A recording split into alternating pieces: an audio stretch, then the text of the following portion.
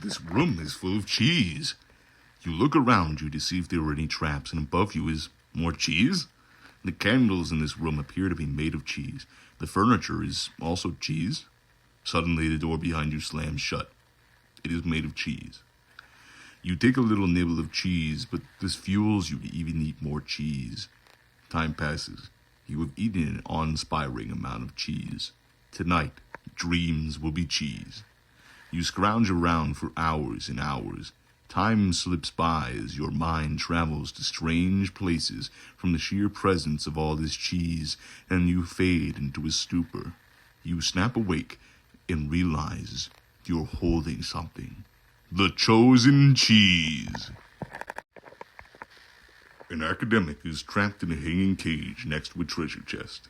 The academic is muttering about one-time keys while furiously writing something.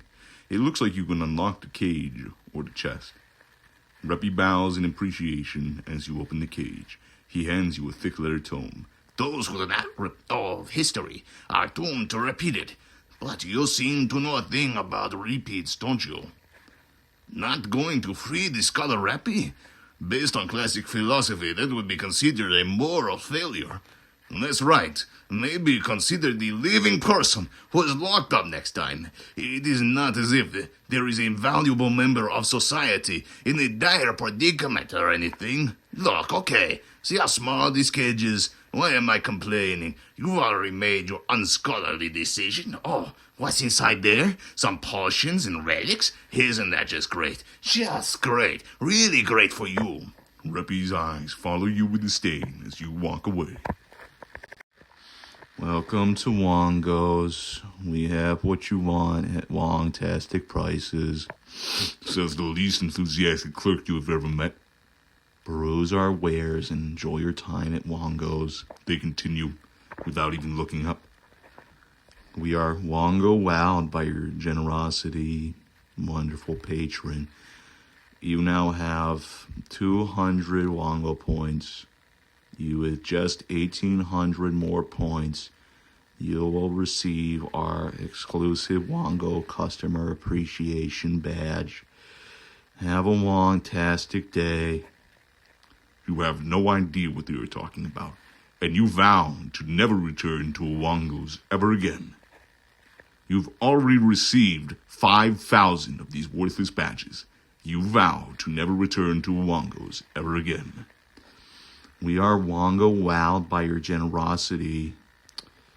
Wonderful patron, you now have 5 million Wongo points. Your points have earned you a customer appreciation badge. The clerk hands you a cheaply made badge. Have a Wong-tastic day.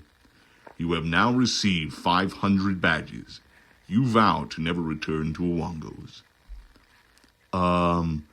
Excuse me, you can't just leave without buying something at Wongo's, says the clerk in an irritated tone. You have a heated debate over customer choice, and it leaves you mentally drained. You walk through a spider web and panic, but then a wave of calm washes over you. Calm down. I need you quit fussing at my web. How did you calm down so quickly? An itsy-bitsy spider abseils down to meet you. It seems willing to impart some techniques for gold.